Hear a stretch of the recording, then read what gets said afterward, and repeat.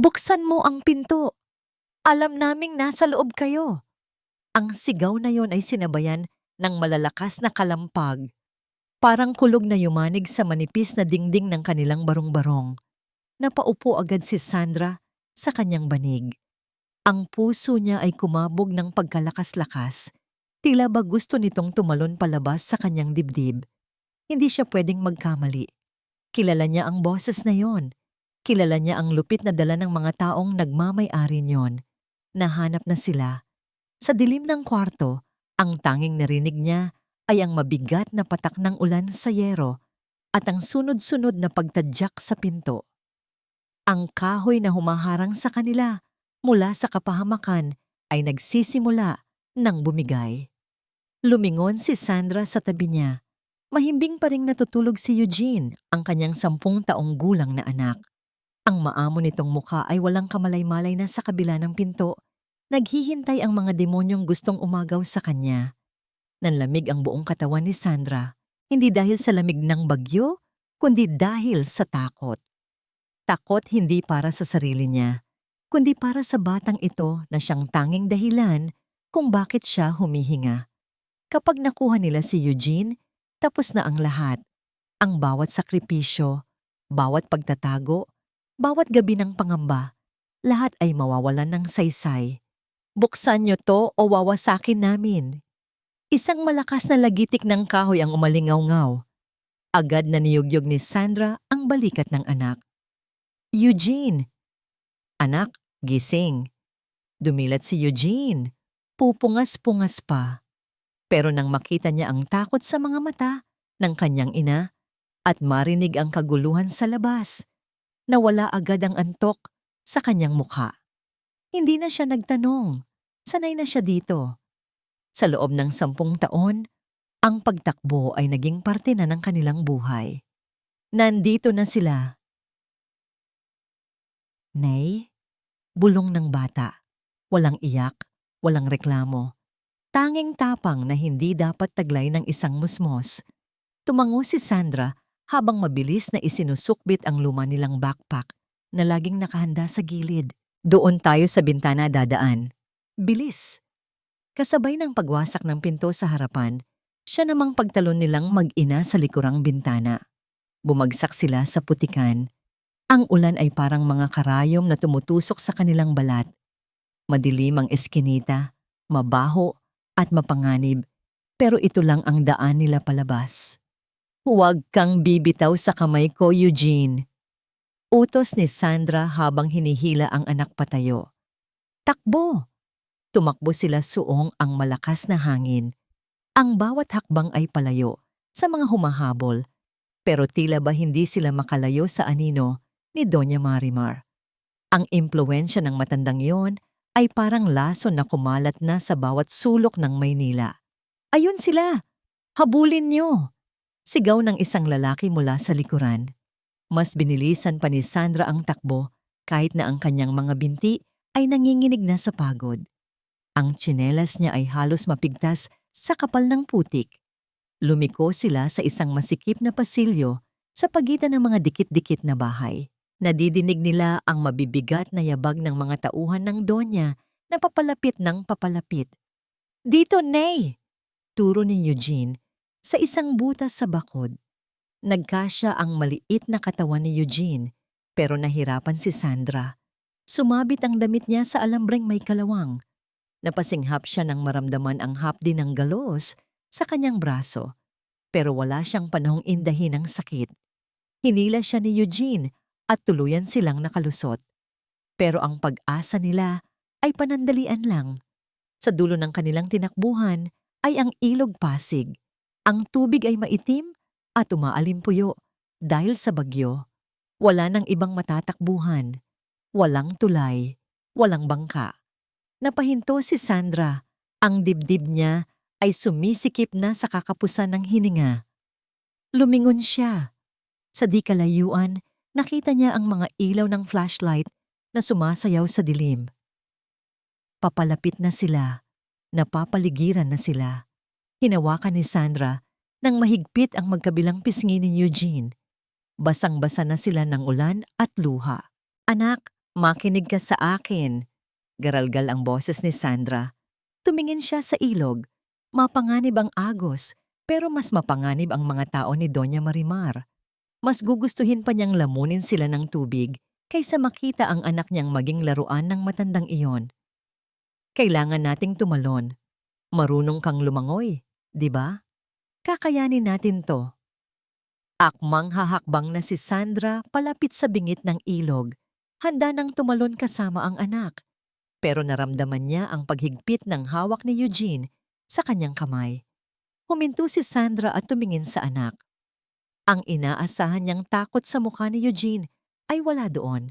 Sa halip nakita niya ang isang determinasyon na pamilyar, ang parehong titig na nakita niya kay Piolo. 10 taon na ang nakakaraan. Hindi gumalaw si Eugene. Matatag itong nakatayo sa gitna ng ulan. "Nay, ayoko na," sabi ni Eugene. Ang boses niya ay seryoso, parang boses ng isang matanda. Nataranta si Sandra. Palapit na ang mga yabag. "Anong ayaw mo? Eugene, papatayin ka nila. Kukunin ka nila sa akin." Umiling si Eugene. Tumingin siya ng diretso sa mga mata ng kanyang ina. "Pagod na akong tumakbo. Nay, sawa na akong magtago sa mga daga at ipis. Alam ko na kung sino ang tatay ko." Nanlaki ang mga mata ni Sandra. Paano? Wala siyang sinasabi kahit kailan. Hinawakan ni Eugene ang kamay ng ina, hindi para tumalon, kundi para pigilan ito. "Hindi na tayo tatakbo," matigas na sabi ng bata, habang ang mga flashlight ng mga humahabol ay nagsimula nang tumama sa kanilang mga likuran. "Pupuntahan na natin siya. Haharapin natin ang daddy." Nakatayo si Eugene sa harap ng isang naglalakihang gusaling gawa sa salamin at bakal. Halos sumakit ang leeg niya sa pagtingala. PM Construction Corporation. Ito ang kaharian na dapat ay sa kanya. Pero ngayon, para siyang isang langgam na nagbabalak pasukin ang lungga ng mga leon. Napahigpit ang hawak niya sa strap ng kanyang backpack. Laman nito ang kaisa-isa niyang maayos na damit. Isang puting polo na medyo naninilaw na sa kwelyo at isang itim na slacks na maikli na sa kakanya. "Eugene, anak, umalis na tayo dito," bulong ni Sandra sa kanyang tabi. Ang boses ng nanay niya ay nanginginig pa rin, puno ng takot. "Hindi natin kaya ang mga taong to. Sa tingin mo ba, papapasukin nila ang mga katulad natin?" Tumingin si Eugene sa ina. Mugto ang mga mata nito kakaiyak kagabi habang nagpapalipas sila ng oras sa gilid ng isang 24-hour convenience store. Ang dumi ng damit nila, galing sa paggapang sa putikan. "Nay, tumingin ka sa paligid," mahinahong sabi ni Eugene. Pilit na pinatatapang ang boses kahit ang totoo. Kumakabog din ang dibdib niya. Kahit saan tayo pumunta, mahahanap nila tayo. Pero dito, ito ang huling lugar na iisipin nilang pupuntahan natin. Inilabas ni Eugene mula sa bulsa ang isang gusot-gusot na pahina ng dyaryo na pinulot niya sa palengke noong nakaraang linggo. Annual stockholders meeting ngayon na naman, Nay. Nandito silang lahat. Ang lola at siya. Hindi niya mabigkas ang salitang papa. Kung gagawa tayo ng eksena sa harap ng maraming tao, hindi kanila pwedeng saktan, hindi kanila pwedeng itago. Bumuntong hininga si Sandra, pero hindi na ito tumutol. Alam nitong wala na silang ibang baraha. Nagpalit sila ng damit sa isang pampublikong banyo sa parke na malapit. Hinilamusan ni Eugene ang muka. Pilit na inaalis ang bakas ng puyat at takot. Tinitigan niya ang sarili sa basag na salamin. "Kaya mo to," bulong niya sa sarili. "Ikaw si Eugene, anak ka ni Piolo Montefalco." Pagbalik nila sa harap ng building, ibang-iba ang hangin. Malamig ang hangin na lumalabas mula sa automatic doors. Amoy mayaman, amoy pera. Nakita ni Eugene ang mga lalaking naka-Amerikana at mga babaeng nakatakong na mabilis na naglalakad papasok. "Sumabay tayo sa kanila," utos ni Eugene. Hinawakan niya ang kamay ni Sandra. Malamig at pasmado ang palad ng ina. Naglakad sila ng mabilis, sinusubukang gayahin ang tikas ng mga empleyado. Nakayuko si Sandra, pero si Eugene, taas noo. Papalapit na sila sa entrance.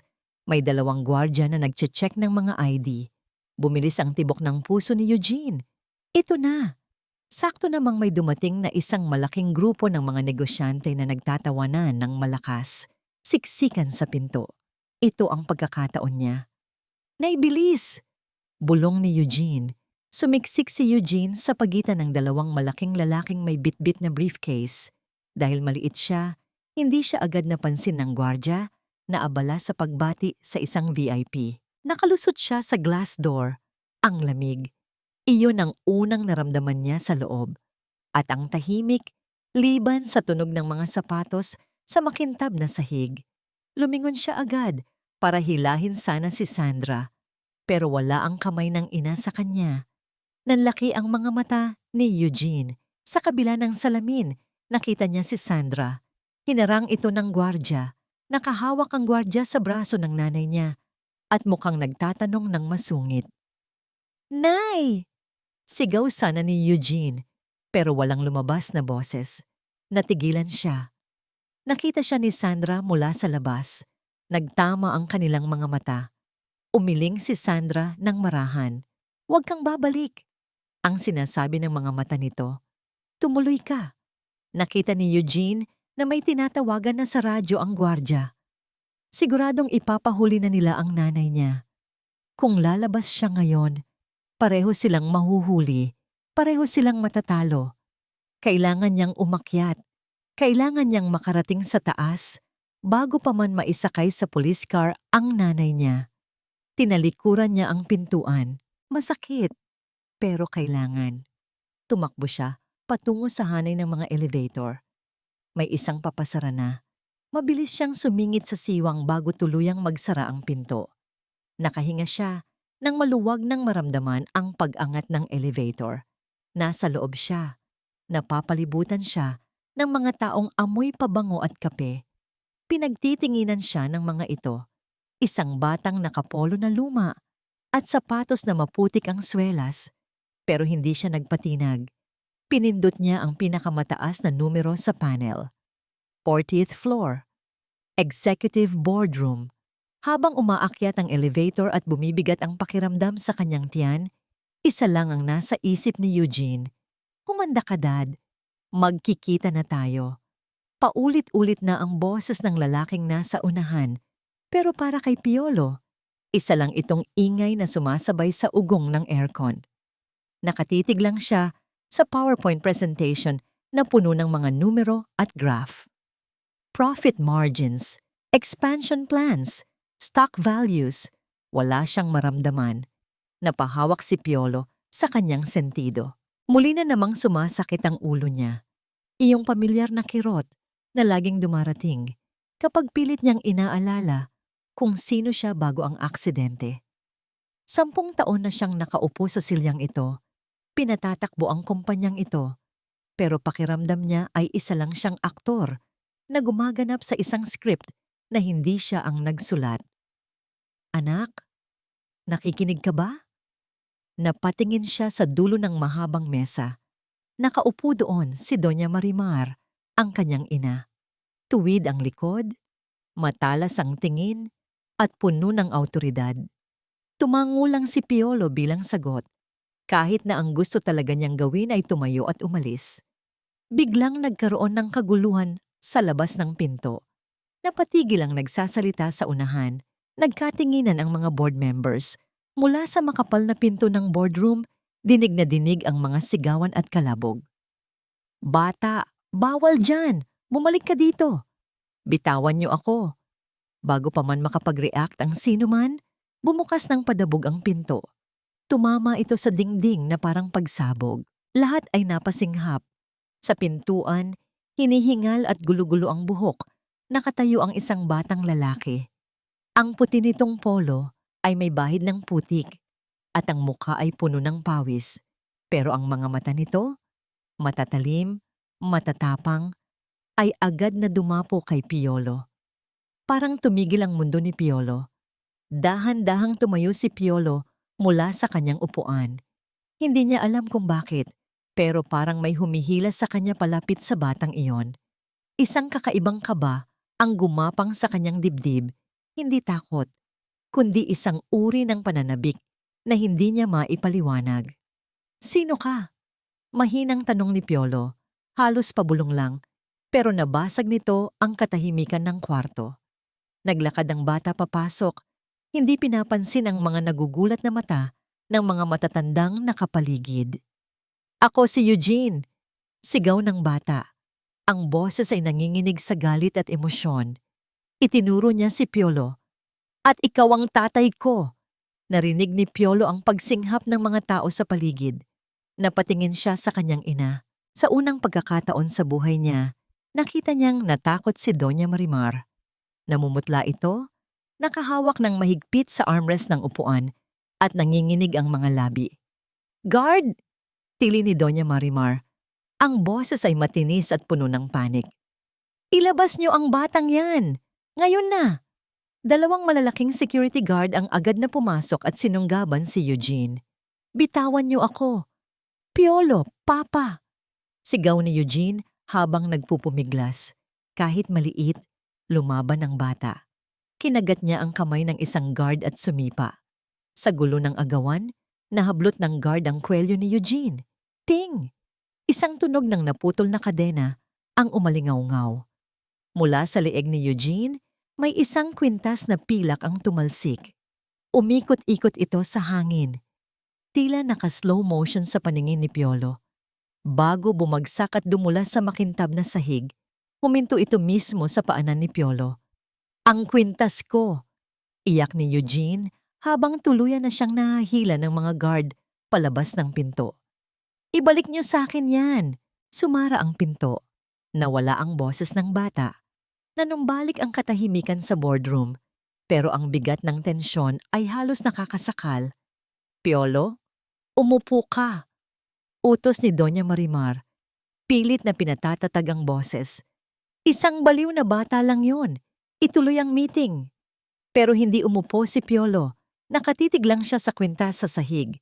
Isang simpleng silver locket na medyo luma na, dahan-dahan, lumuhod si Piolo. "Piolo, huwag!" Sigaw ng kanyang ina. Hindi siya nakinig. Nanginginig ang kamay na dinampot niya ang locket. Bumukas ito dahil sa lakas ng pagbagsak kanina. Sa loob, may isang maliit na litrato. Luma na ito, medyo kupas na ang kulay. Sa litrato, may isang lalaking nakangiti ng pagkatamis-tamis. Isang ngiting hindi na nakikita kay Piolo nitong nakaraang 10 taon. Ang lalaking yon ay siya. At nakayakap siya sa isang babaeng may mahabang buhok at mga matang singkit kung tumawa. Napahawak si Piolo sa kanyang dibdib. Isang matinding kirot. Mas masakit pa sa kahit anong naramdaman niya noon. Ang biglang sumabog sa kanyang ulo. Napapikit ng mariin si Piolo at napasigaw sa sakit. Parang binibibiyak ang kanyang bungo. Ang maingay na boardroom ay biglang naglaho sa kanyang pandinig at napalitan ng isang tunog na matagal na niyang hindi naririnig. Ang patak ng ulan. Sa gitna ng dilim ng kanyang isip, may isang imahe na biglang luminaw. Isang parke. Umuulan ng malakas. May isang babaeng nakasuot ng simpleng bestida, basang-basa, pero tumatawa habang tumatakbo palayo sa kanya. Lumingon ito. Ang mga mata nito ay singkit sa saya. "Habulin mo ako, Piolo. Ang bagal mo." Ang boses na yon, ang tawang yon, parang musika na bumuhay sa patay niyang puso. "Sandra." Ang pangalan ay kusa na lang lumabas sa bibig niya, kasabay ng pagbagsak ng kanyang katawan sa sahig. "Piolo, anak." Narinig niya ang tili ng kanyang ina. Naramdaman niya ang pagyugyog nito sa kanyang balikat. "Tumawag kayo ng ambulansya! Bilis! Inatake ang anak ko!" Pilit iminulat ni Piolo ang kanyang mga mata. Malabo ang paningin niya, pero aninag niya ang mukha ni Doña Marimar sa itaas. Pero hindi pag-aalala ang nakikita niya sa mga mata ng matanda. Takot. Takot na malaman niya ang totoo. Nakita niyang pilit inaabot ng kamay ni Doña Marimar ang kwintas na nasa sahig. "Huwag!" ungol ni Piolo. Gamit ang huling patak ng lakas na mayroon siya, mabilis na dinampot ni Piolo ang locket. Ikinuyom niya ito sa kanyang palad ng mahigpit na mahigpit. Kahit mamatay siya ngayon, hinding-hindi niya ito ibibigay. Unti-unting kinain ng dilim ang kanyang paningin. Ang huling narinig niya ay hindi ang sirena ng ambulansya o ang sigaw ng kanyang ina, kundi ang boses ng batang lalaki kanina, "Papa." Bago siya tuluyang nawalan ng malay, isang katotohanan ang bumaon sa kanyang puso. Hindi baliw ang batang iyon. Anak niya yon. Wala na doon ang kwintas. "Gising ka na, love." Isang malambot na kamay ang humaplos sa kanyang noo. Paglingon niya, nakita niya si Beatrice. Nakaupo ito sa gilid ng kama. Ang muka ay puno ng pag-aalala. Pero sa likod ng makakapal nitong makeup, nakikita ni Piolo ang lamig sa mga mata nito. "Nasaan?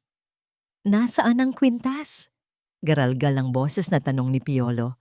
Pinilit niyang bumangon kahit umiikot ang paningin niya. Bumukas ang pinto at pumasok si Doña Marimar. Kasunod niya ang isang doktor na may hawak na hiringgilya. "Huwag mo nang hanapin ang basurang yon, Piolo," matigas na sabi ng kanyang ina. Lumapit ito sa kama at tinitigan siya ng seryoso. "Isang patibong lang yon ng mga kalaban natin sa negosyo. Ginamit nila ang batang yon para guluhin ang isip mo. At tignan mo ang nangyari, muntik ka nang mamatay." "Hindi," umiling si Piolo. "Nakita ko ang litrato, Mama. Ako yon. Ako at si..." Sumakit na naman ang ulo niya. Pilit niyang inaalala ang pangalan. Nasa dulo na ng dila niya. "Wala kang nakita," madiing sagot ni Beatrice habang hinahawakan ang kamay niya ng mahigpit, masyadong mahigpit para sa isang nag-aalalang asawa. "Guni-guni mo lang yon. Dahil sa stress, walang litrato, walang bata. Kalimutan mo na ang lahat." Tumango si Doña Marimar sa doktor. "Dok, bigyan mo siya ng pampakalma. Kailangan niyang matulog ng mahaba para mawala ang mga imahinasyong yan." "Teka, ayoko," protesta ni Piolo. Pero mabilis na itinurok ng doktor ang gamot sa swero niya. Naramdaman agad ni Piolo ang lamig na gumapang sa kanyang ugat. Bumigat ang kanyang mga talukap. "Magpahinga ka na, anak," bulong ni Doña Marimar. "Paggising mo, maayos na ang lahat. Babalik na tayo sa dati." Unti-unting nanlabo ang paningin ni Piolo. Ang mukha ng kanyang ina at asawa ay naghalo at naging malabong anino. Pero habang hinihila siya ng antok sa dilim, hindi kawalan ang naramdaman niya, kundi liwanag. Sa kanyang isipan, bumalik siya sa parke. Umuulan pa rin. Basang-basa ang semento. Nandoon ulit ang babae. Nakasuot ito ng dilaw na bestida na punit sa laylayan. Tumatakbo ito palayo, pero huminto ito at lumingon. Sa pagkakataong ito, malinaw na ang mukha niya. Hindi na malabo. Ang ganda niya. Simple, walang make-up. Pero ang kinang ng mga mata niya ay mas maliwanag pa sa mga ilaw ng kumpanya. Lumapit ang babae sa kanya sa panaginip. Hinawakan nito ang pisngi niya. Mainit ang palad nito. Totoong totoo. "Naghintay ako, Piolo," bulong ng babae. "Naghintay kami." Bumilis ang tibok ng puso ni Piolo kahit tulog ang diwa niya. Ang init na iyon. Iyon ang hinahanap niya sa loob ng 10 taon. Iyon ang nawawalang piraso. Sa labas ng kanyang panaginip, sa loob ng tahimik na kwarto ng ospital, gumalaw ang mga labi ni Piolo. "Sandra!" Natigilan si Beatrice. Kinuha na niya ang kanyang bag at akmang lalabas na sana para magkape habang tulog ang asawa. Pero narinig niya iyon. Malinaw na malinaw. Humarap siya muli sa kama. Nakapikit si Piolo. Mahimbing ang tulog dahil sa gamot. Pero may luha na tumulo sa gilid ng mata nito. "Sandra!" Bulong muli ni Piolo. Nanigas si Beatrice. Ang dugo sa mukha niya ay tila naubos. Alam niya ang pangalang iyon. Iyon ang pangalang pilit nilang ibinaon sa limot 10 taon na ang nakakaraan. Kung naaalala na ni Piolo ang pangalan, sandali na lang at maaalala na rin niya ang lahat. Pati na ang kasalanang ginawa nila ni Doña Marimar. Nanginginig ang mga kamay na kinuha ni Beatrice ang kanyang cellphone. Lumabas siya ng kwarto at nagmadaling naglakad papunta sa fire exit kung saan walang tao. Sinagot agad ng kabilang linya ang tawag. Ma'am? Boses ng isang lalaki. Nahanap niyo na ba ang babae at ang bata? Tanong ni Beatrice. Ang boses niya ay nanginginig, hindi sa takot, kundi sa galit. Opo, ma'am. Sinusundan namin sila. Papunta sila sa lumang warehouse sa Tondo. Huminga ng malalim si Beatrice. Tumingin siya sa pinto ng kwarto ni Piolo. Kung hindi niya ito gagawin ngayon, mawawala sa kanya ang lahat. Ang pera, ang posisyon, ang pangalan. Huwag niyo na silang takutin lang. Utos ni Beatrice. Ang mga mata ay nanlilisik sa dilim ng hagdanan. Tapusin niyo na sila. Ngayong gabi, siguraduhin niyong wala nang babalikan si Piolo. Paggising niya, binaba niya ang telepono. Isang malamig na ngiti ang sumilay sa kanyang labi. Paalam, Sandra. Kanina pa pabalik-balik ng lakad si Sandra sa madilim na eskinita sa gilid ng PM Tower. Basang-basa na ang laylayan ng kanyang palda at nanginginig na siya sa ginaw, pero hindi niya magawang umalis. Nakatingin siya sa entrada ng building. Ilang oras na ang lumipas. Wala pa ring Eugene na lumalabas. Nasaan ka na ba, anak? Bulong niya sa sarili habang hinihipan ang nanlalamig niyang mga kamay. Dinukot niya ang lumang cellphone sa bulsa. Wala pa ring text.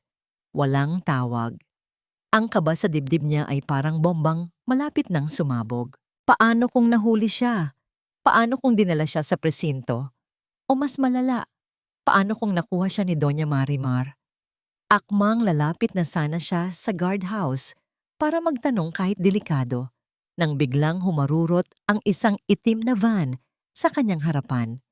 Bumukas ang pinto. 3 lalaking nakasuot ng itim na jacket at sombrero ang bumaba. Sino kayo? Umatras si Sandra, handa nang tumakbo. Pero huli na. Mabilis pa sa kidlat na hinablot ng isang lalaki ang braso niya. Tinakpan naman ng isa ang bibig niya ng panyo na may matapang na amoy. Nagpupumigla si Sandra. Sinipa niya ang binti ng lalaki. Kinakalmot niya ang braso nito.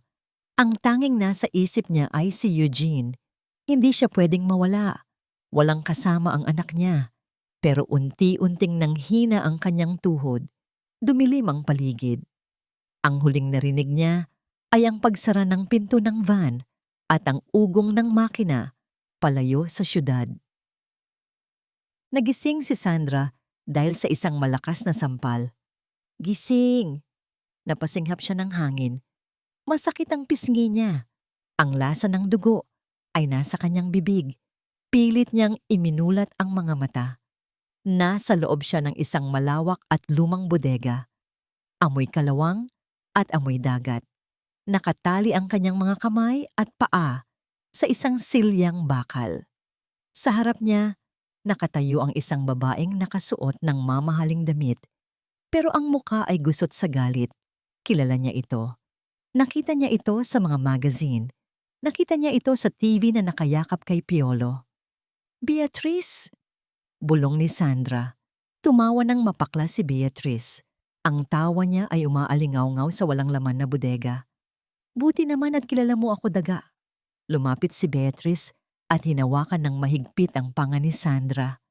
Ang kuko nito ay bumaon sa pisngi niya. Alam mo bang sinira mo ang buhay ko? Gigil na bulong ni Beatrice. 10 taon. 10 taon kong inayos ang lahat. Akin na dapat ang kumpanya. Akin na dapat ang lahat ng pera. Tapos, bigla kang susulpot kasama ang pesteng bata na yon. Anak siya ni Piolo. Ganting sigaw ni Sandra. Kahit nanginginig sa takot, Hindi niya hahayaang yurakan nito ang pagkatao ng anak niya. Kahit anong gawin mo, dugo niya ang nananalaytay kay Eugene. Pak! Isang malakas na sampal ulit ang dumapo sa mukha ni Sandra. Tumagilid ang ulo niya sa lakas ng impact. Wala akong pakialam sa dugo. Sigaw ni Beatrice na wala na ang pagkasosyal nito. Lumabas na ang tunay na kulay, isang desperadong halimaw. Alam mo ba kung gaano kahirap ang ginawa ko noon? Ako ang nagpatamper ng preno ng kotse ni Piolo. 10 taon na ang nakakaraan. Ako ang gumawa ng paraan para maaksidente siya. Nanlaki ang mga mata ni Sandra. Para siyang binuhusan ng malamig na tubig. Ikaw, nanginginig ang boses ni Sandra. Ikaw ang may kasalanan. Muntik na siyang mamatay dahil sa'yo. Oo, pag-amin ni Beatrice na parang nababaliw na. Dahil ayaw niyang makipaghiwalay sa'yo. Gusto kanyang pakasalan, kahit na mahirap ka lang. Kaya kinailangan kong gumawa ng paraan para makalimot siya. At ngayong maayos na ang lahat, bumalik ka pa? Binitawan ni Beatrice ang mukha ni Sandra at humugot ng baril mula sa kanyang bag. Kinasa niya ito. Ang tunog ng pagkasa ay parang hatol ng kamatayan sa katahimikan ng bodega. Huwag! Pakiusap ni Sandra. Tumulo ang luha sa kanyang mga mata. Hindi dahil takot siyang mamatay, kundi dahil naiisip niya si Eugene. Sino na ang mag-aalaga sa anak niya? Huli na ang lahat, Sandra. Itinutok ni Beatrice ang baril sa noo ni Sandra. Ang kamay nito ay nanginginig, pero determinado ang mga mata. Pagkatapos nito, isusunod ko ang anak mo. Magkikita na lang kayo sa impyerno. Pumikit si Sandra at nagdasal. Diyos ko, bahala na po kayo kay Eugene. Paalam. Bulong ni Beatrice. Hinihigpitan na ni Beatrice ang daliri sa gatilyo. Bog! Biglang bumukas ng padabog ang malaking pinto ng bodega sa likuran nila. Pumasok ang liwanag ng buwan at ulan. Napalingon si Beatrice, gulat na gulat. Sa pintuan, nakatayo ang isang lalaki. Basang-basa ito, hinihingal, at ang mga mata ay nag-aapoy sa galit na hindi pa nakikita ni numan. Ibaba mo yan, Beatrice. Ang boses ng lalaki ay mababa, pero puno ng kapangyarihan. Napasinghap si Sandra. Kilalang-kilala niya ang boses na yon. Pipiolo, utal na sabi ni Beatrice. Ibinaba niya ng kaunti ang baril, nanginginig ang buong katawan sa takot. Huminga ng malalim si Piolo, humakbang papasok habang ang tubig ay tumutulo mula sa kanyang damit. Tumingin siya kay Sandra, puno ng sakit at pagsisisi ang mga mata, bago binalik ang tingin sa asawa. Narinig ko ang lahat, madiing sabi ni Piolo. Tapos na ang laro mo. Walang inisip si Piolo kundi ang babaeng nakatali sa silyang bakal. Si Sandra. Ang babaeng laman ng kanyang mga panaginip, ang babaeng pilit binura sa kanyang alaala, ay nasa harap niya ngayon. Puno ng pasa, duguan at umiiyak. Kumulo ang dugo ni Piolo. Sa bawat hakbang niya palapit, parang may bombang sumasabog sa kanyang dibdib. Ang sakit ng ulo niya ay nawala. Napalitan ng isang malinaw at nakakapasong galit. Piolo, love, makinig ka sa akin, nauutal na sabi ni Beatrice. Umatras ito, pero nakatutok pa rin ang baril kay Sandra. Ang kamay nito ay nanginginig ng sobra. Ginawa ko lang to para sa atin. Para sa kumpanya. Para sa atin? Mapait na tanong ni Piolo. Ang boses niya ay kalmado, pero nakakatakot. O para sa sarili mo? Humakbang ulit si Piolo. Hindi siya tumitingin sa baril. Nakatingin siya diretso sa mga mata ng asawa niya. Ang asawang kasama niya sa kama, gabi-gabi. Pero siya pala ang demonyong sumira sa buhay niya. Huwag kang lumapit. Ipuputok ko to. Tili ni Beatrice. Sige, iputok mo. Hamon ni Piolo. Huminto siya sa gitna ng bodega. Ilang metro lang ang layo sa nguso ng baril. Tinuro niya ang sarili niyang dibdib. Dito mo itutok, Beatrice. Tutal, di ba pinatay mo na ako 10 taon na ang nakakaraan? Natigilan si Beatrice. Bumaba ng bahagya ang baril. Anong sinasabi mo? Naalala ko na ang lahat. Madiing sagot ni Piolo. Bumaha ang mga imahe sa isip niya. Ang tunog ng preno na ayaw kumagat. Ang pagtilapon ng sasakyan niya sa bangin. Ang huling sigaw niya, ang pangalan ni Sandra. At bago ang aksidente, ang pag-aabot ni Beatrice ng susi ng kotse sa kanya na may kakaibang ngiti. Alam ko na ikaw ang nagpasabotahe ng preno ko. Dagdag ni Piolo. Ang bawat salita ay parang latigo. Alam ko na kaya ako nabuhay ng 10 taon na parang robot ay dahil sa kagagawan nyo. Hindi lang ako. Sigaw ni Beatrice. Napahagulgol ito. Bumagsak ang balikat sa bigat ng revelasyon. Ang nanay mo, si Doña Marimar. Siya ang nagplano ng lahat. Siya ang nagsabi na kung hindi kita makukuha sa santong dasalan, kuhanin kita sa dahas. Napapikit si Piolo. Kahit inaasahan na niya, masakit pa ring marinig. Ang sarili niyang ina. Siya ang nagbayad sa mga doktor para palabasing baog ka. Patuloy ni Beatrice, parang gripo na nasira. Para kahit kailan, hindi mo nahanapin si Sandra at ang anak niyo. Para ako lang ang maging asawa mo. Biglang umalingaw-ngaw ang tunog ng mga sirena sa labas. Pula at asul. Nailaw ang kumasap-kisap sa loob ng madilim na bodega. Pulis! Napapaligiran na namin kayo. Ibaba ang sandata. Nagpanik si Beatrice. Tumingin siya sa paligid. Wala na siyang takas. Sa sobrang takot, nabitawan niya ang baril.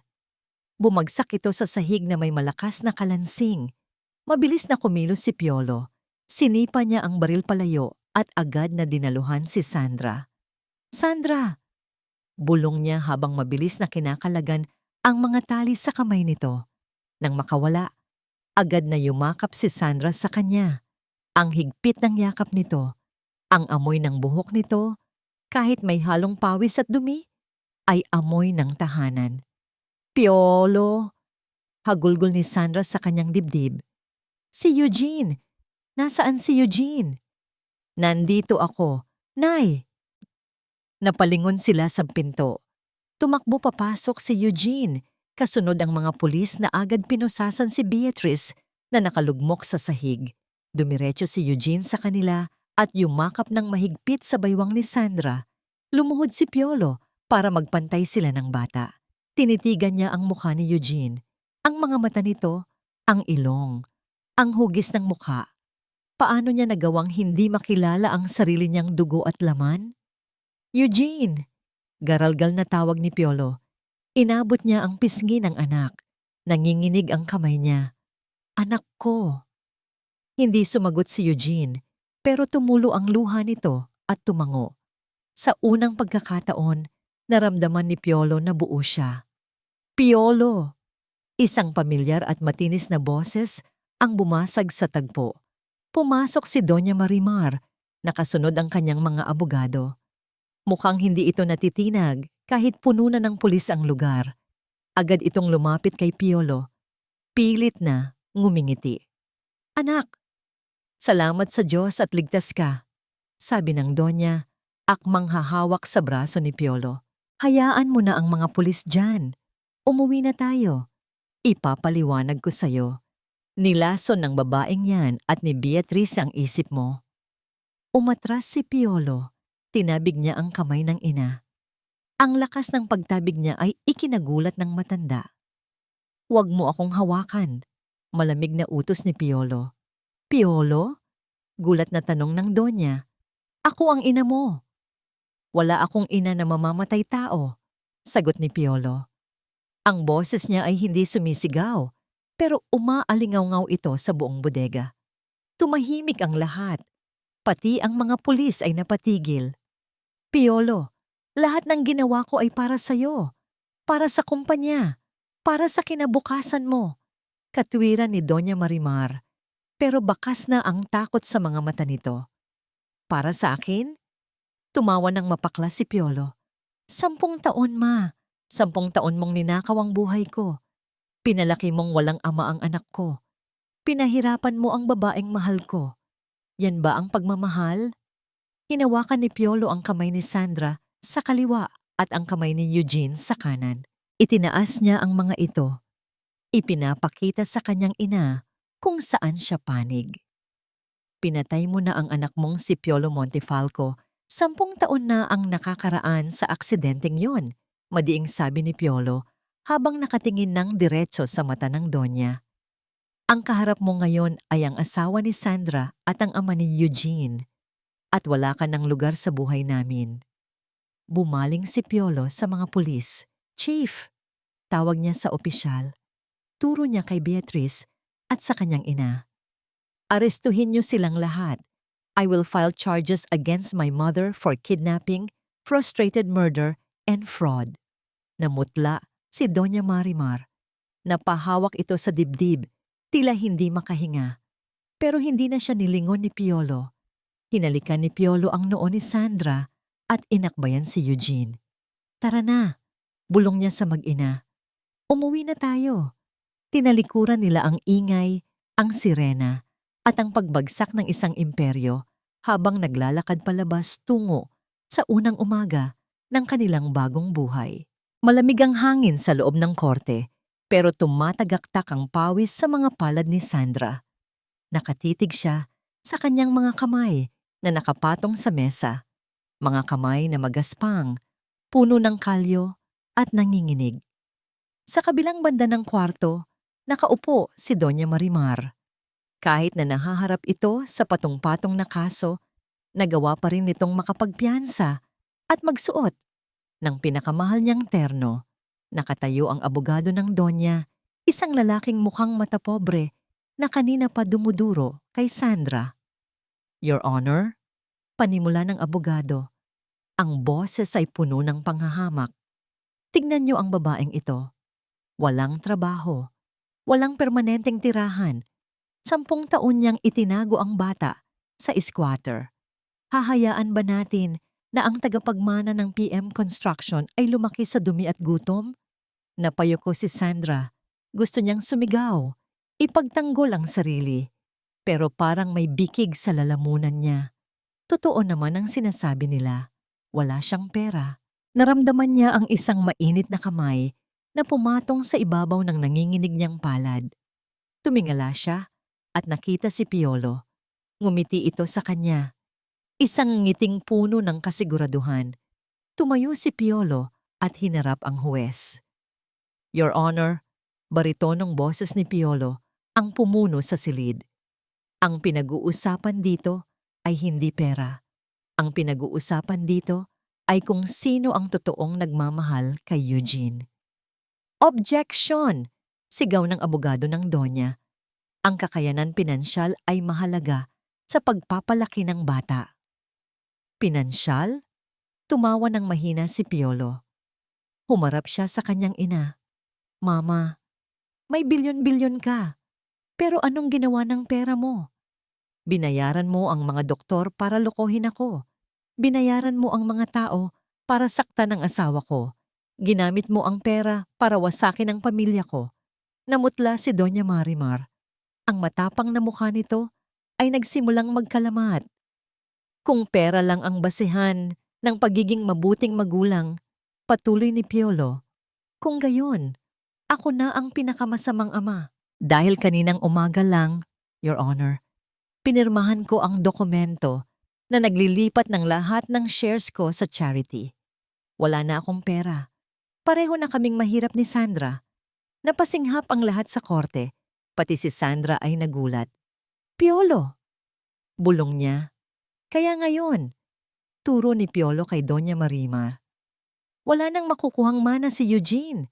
Wala nang imperyo. Ang mayroon na lang siya ay kami, ang mga magulang niya. Tumayo ang huwes at tumingin sa batang nakaupo sa gitna. Eugene Montefalco, tumayo ka. Dahan-dahang tumayo si Eugene. Kahit maliit, tuwid ang tayo niya. Hindi siya mukhang natatakot. Iho, malumanay na tanong ng huwes. Narinig mo ang lahat. Ang lola mo. Kaya kang bigyan ng palasyo. Ang mga magulang mo Magsisimula sa wala. Saan mo gustong sumama? Hindi nagdalawang isip si Eugene. Naglakad siya palampas sa mesa ng kanyang lola. Ni hindi niya ito tinapunan ng tingin. Dumiretso siya kina Sandra at Piolo at humawak sa kamay ng mga ito. Gusto ko pong umuwi. Simpleng sagot ni Eugene sa mikropono. Kina mama at papa. Kahit sa barong-barong po kami tumira, okay lang. Basta hindi kami hihiwalay. Bumagsak ang gavel ng huwes. Granted, ang custody ay mananatili sa mga biological parents. Sa sandaling iyon, parang nabunutan ng tinik si Sandra. Napayakap siya kay Eugene at Piolo habang tumutulo ang luha ng saya. Tapos na. Nanalo na sila. Hindi! Isang nakakabinging sigaw ang umalingaw-ngaw. Napatigil silang lahat. Nakatayo si Doña Marimar. Ang muka ay kulay ube na sa galit. Nanginginig ang buong katawan nito habang nakaturo kay Piolo. Hindi mo pwedeng gawin sa akin to, Piolo. Ako ang gumawa sa'yo. Wala kang kwentang anak. Akin ang kumpanya. Akin si Eugene. Lalakad sana ang Donya para sugurin sila. Pero bigla itong huminto. Nanlaki ang mga mata ni Doña Marimar. Napapahawak siya sa kanyang dibdib. Ang galit sa mukha niya ay napalitan ng isang matinding gulat at sakit. Mama? Tawag ni Piolo, akmang lalapit. Bumuka ang bibig ng Donya. Parang may gustong sabihin, pero walang lumabas na boses. Dahan-dahan, parang isang gusaling gumuho. Bumagsak si Doña Marimar sa sahig. Tumawag kayo ng medic! Bilis! Sigaw ng abogado. Nagkagulo sa korte. Nakita ni Sandra si Piolo na natigilan. Nakatingin sa ina niyang nakahandusay at hindi gumagalaw. Sa kabila ng lahat ng kasamaan ng matanda, nakita pa rin ni Sandra ang sakit sa mga mata ng kanyang asawa. Dahil sa huli, nanay pa rin niya ito. At habang nilalapatan ng CPR ang Donya sa gitna ng magulong korte, alam ni Sandra na ito na ang huling beses na makakapinsala ang matanda sa kanila. Ang imperyo ni Doña Marimar ay tuluyan ng bumagsak, kasabay ng pagbagsak ng kanyang katawan. Amoy pritong galunggong at mainit na sinangag ang sumalubong kay Sandra paglabas niya ng maliit nilang kusina. Hindi ito steak, hindi ito galing sa mamahaling restaurant, pero para kay Sandra, ito ang pinakamabangong amoy sa buong mundo. Inilapag niya ang pinggan sa mesa. Isang simpleng mesa na gawa sa kawayan na binili nila sa palengke. Walang ginto, walang kristal, pero puno ng pagmamahal. Tumingin siya sa sala. Nakaupo si Eugene sa sahig, abala sa paggawa ng assignment. Wala na ang takot sa mga mata ng bata. Wala na ang pagiging alerto sa bawat kaluskos. Tumatawa ito habang nanonood ng cartoons sa maliit nilang TV. Napangiti si Sandra. Ito ang buhay na ipinagdamot sa kanila ng tadhana noon. Simple. Tahimik. Walang naghahabol. Bumukas ang pinto. Pumasok si Piolo. Wala na ang mamahaling suit at kurbata. Nakasuot lang ito ng puting t-shirt at maong. May dala itong supot ng mainit na pandesal at isang supot ng lansones. Pawisan siya, galing sa pagbisita sa site ng maliit na construction firm na sinisimulan nilang itayo. Malayo ito sa aircon ng PM Tower, pero hindi pa nakikita ni Sandra na ganito kasaya ang mukha ng asawa niya. Andyan na si Papa! Sigaw ni Eugene. Agad na tumakbo ang bata at yumakap sa binti ng ama. Binuhat naman ito ni Piolo at pinaikot sa ere. Halakhakan silang mag-ama. Tunog na musika sa pandinig ni Sandra. Lumapit si Piolo kay Sandra at hinalikan ito sa pisngi. Mabango bati ni Piolo. Gutom na ako.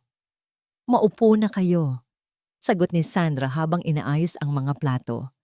Kain na tayo. Sabay-sabay silang kumain. Nagkakamay. Nagkukwentuhan tungkol sa school ni Eugene, tungkol sa supplier ng semento, tungkol sa presyo ng isda. Mga simpleng bagay na hindi nabibili ng pera. Habang pinapanood ni Sandra ang mag-ama, hindi niya napigilang maging emosyonal. Nabalitaan nila na nasa isang private facility na si Doña Marimar. Paralisado ang kalahati ng katawan nito Mula noong stroke sa korte at walang ibang bumibisita kundi mga abogado at nurse na binabayaran lang. Nasa kanya pa rin ang yaman pero siya ang pinakamahirap na tao sa mundo ngayon. Walang nagmamahal, walang pamilya. Okay ka lang, mahal? Napabalik si Sandra sa kasalukuyan ng hawakan ni Piolo ang kamay niya. Tumango si Sandra at pinunasan ang gilid ng mata niya. Masaya lang ako. Kasi nandito na tayo. Akala ko hanggang panaginip na lang to. Ngumiti si Piolo. Tumayo ito at may kinuha sa bulsa. Tumalikod ka sandali. Utos nito. Sinunod naman ni Sandra. Naramdaman niya ang pamilyar na lamig ng metal sa kanyang leeg. Isang click ang narinig niya. Napahawak si Sandra sa kanyang dibdib. Ang kwintas. Ang locket na naging susi ng lahat. Pinaayos ko. Bulong ni Piolo sa tenga niya habang yakap siya mula sa likod. Medyo gasgas na pero buo na ulit. Binuksan ni Sandra ang locket. Nandoon pa rin ang litrato nilang dalawa noon. Kupas na, pero nandoon pa rin ang mga ngiti. Wala na akong bilyon, Sandra. Malambing na sabi ni Piolo. Hindi ko na maibibigay sa iyo ang mundo, pero pangako, hinding-hindi na kayo mag-iisa ni Eugene. Humarap si Sandra at tinitigan ng asawa. Hinaplos niya ang mukha nito, ang mukhang minahal niya noon at mas minamahal niya ngayon. Hindi ko kailangan ng bilyon, Piolo, sagot ni Sandra. Tumingin siya kay Eugene na masayang kumakain ng lansones. Nasa atin na ang lahat. Pagkatapos kumain, lumabas silang tatlo sa maliit na veranda ng kanilang inuupahang bahay. Papalubog na ang araw. Ang langit ay kulay kahel at lila. Malamig ang simoy ng hangin, pero mainit ang pakiramdam ni Sandra dahil hawak niya ang kamay ng dalawang lalaking pinakamahalaga sa buhay niya. Wala nang takot, wala nang pagtakas. Humigpit ang hawak ni Eugene sa kamay nila. Talo sila, Lola? No? Biglang tanong ng bata. Nagkatinginan sina Sandra at Piolo at nagangitian. O anak, sagot ni Piolo habang nakatingin sa papalayong liwanag ng araw. Dahil ang tunay na yaman hindi nananakaw at ang tunay na pag-ibig laging nananalo. Sa ilalim ng payapang langit, sa wakas, nahanap na nila ang kanilang tahanan. Engineer! Dumating na po ang delivery ng semento. Napalingon si Piolo at pinunasan ang pawis sa kanyang noo gamit ang likod ng kanyang kamay. Nakasuot siya ng hard hat at safety vest, pero sa pagkakataong ito, may mantsa na ng semento ang kanyang pantalon. Hindi na siya ang CEO na nakaupo lang sa aircon. Siya na ngayon ang may-ari ng PS Builders, Piolo at Sandra Builders. Maliit pa lang ito kumpara sa dati niyang kumpanya, pero kilala sila sa pulido at tapat na gawa. Sige, pakilagay sa warehouse, sigaw ni Piolo pabalik na kangiti. Lumapit sa kanya ang isang binatilyo. Matangkad na ito, gwapo, at nakasuot ng school uniform. Pa, tulungan na kita, sabi ni Eugene. 15 anyos na si Eugene. Hindi na ito ang batang paslit na tumatakbo sa ulan. Isa na siyang consistent honor student na nangangarap maging arkitekto balang araw para tulungan ang ama. Inakbayan ni Piolo ang anak. Wala ka bang assignment? Hayaan mo na kami dito. Tapos na, pa. Ngumiti si Eugene. Gusto kong matuto. Balang araw ako na ang magpapatakbo nito, di ba?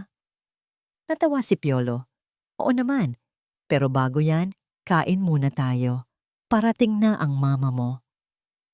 Sa di kalayuan, bumusina ang isang simpleng SUV. Bumaba si Sandra.